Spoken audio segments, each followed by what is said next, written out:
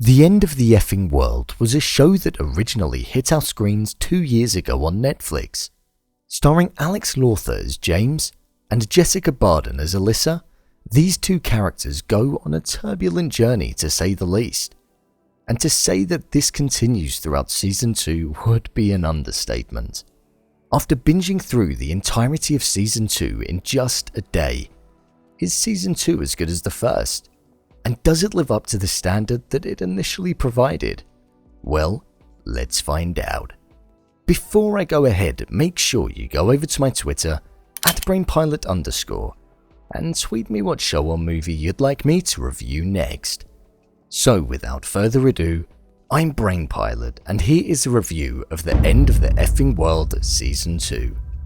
Just to let you know, this video will contain spoilers, so watch with caution. I had high hopes when I heard this show was going to be getting a Season 2. After a dramatic adventure in Season 1 that ended with James being shot and there being a huge cliffhanger, I've been counting down the days ever since. This time round, the show introduced a character called Bonnie, who, like James and Alyssa, is very, very strange. However, how is she connected to them?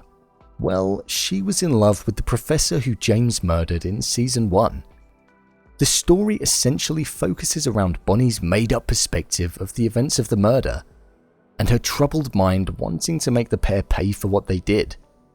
I thought Bonnie was a great inclusion to the show. We were introduced to her straight away and were shown how she was raised and what led her to be the person that she is in the present day.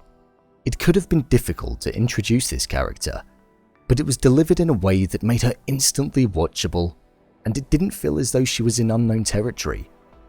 The plot of Season 2 had great pacing, and at no point did I think the show was going too slow or too fast. Although there were elements of Season 1 in this new season, it really did feel as though James and Alyssa as characters had matured a lot in the 2-year gap, and it felt like what had happened to them shaped them in an organic way, and that they'd learnt from their traumatic experience. The pair didn't seem as strange as what they were in the first season, and I'm kind of glad they didn't. As I mentioned, they've grown and they've matured, and are at a different part in their life compared to 2 years ago. The use of flashbacks is something that was used in Season 2 perfectly, with an incorporation of dramatic sound effects, and only showing poignant moments from Season 1, they really did hit the nail on the head with making it feel as impactful as they wanted it to be. Cutting fast with the characters in the same position in the frame was great on the eye and made it all the more comfortable to watch. The way Season 2 was shot was just beautiful. I've not seen a show look this glossy and allow the dark greens and reds pop just as much as this. There is a grey tinge throughout the entirety of the show, and it really does allow the colours to complement each other perfectly. There is a distinct palette chosen in this show. The green and red run through the majority, and it's the pale blue and whites that add to it as well. One thing that has to be mentioned about the new season is the soundtrack. It's almost eerie, the songs that were chosen to be in this season. They suited the mood perfectly. The standout for me has to be the song that appeared in the first episode, How Glad I Am.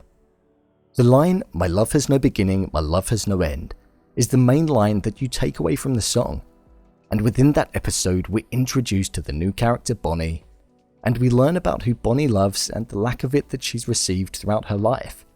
And with that, the song plays at the start of the episode and the end of the episode. It was perfect. James and Alyssa's relationship is something that wasn't as heated as Season 1, and we saw deep down they do care for each other, despite Alyssa showing a hard face at times. And as well, they actually care for others, such as Bonnie. That's something we wouldn't have seen in Season 1. This is before they knew that she wanted to kill them, obviously. When judging the story of Season 2 when compared to the first, I would say that it's just as good as what we watched 2 years ago. You go on a journey following the 3 characters, and at any point you don't know whether Bonnie is going to crack and ultimately kill the pair.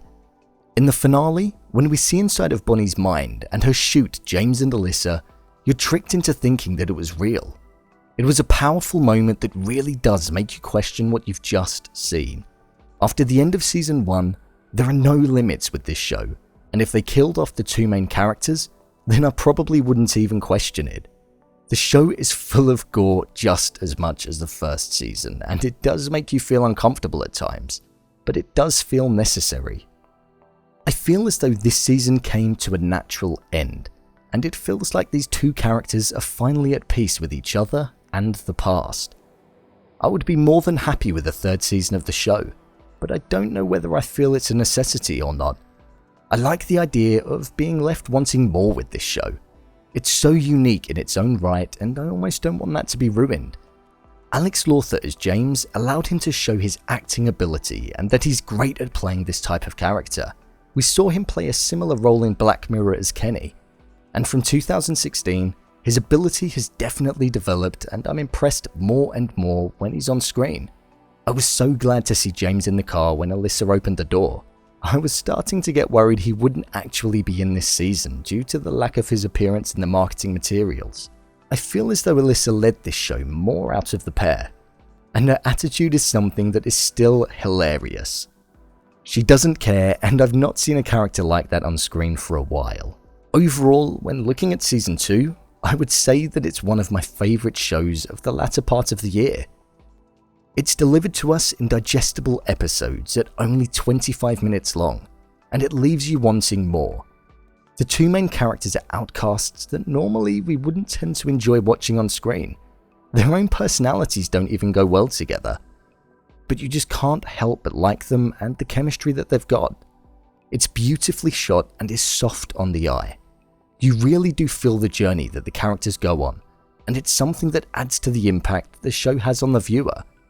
It's a one of a kind, and as mentioned, it doesn't necessarily need a Season 3, but I'd be more than open to it. Go and give Season 2 a watch and see what you think. You won't be disappointed. Before you go, make sure you go over to my Patreon, where you can get your hands on some exclusive content that's just for you. Take a look and see what you think. What did you think of Season 2 of the show? Did you enjoy it? Leave a comment down below, and don't forget to subscribe. I'll see you next time.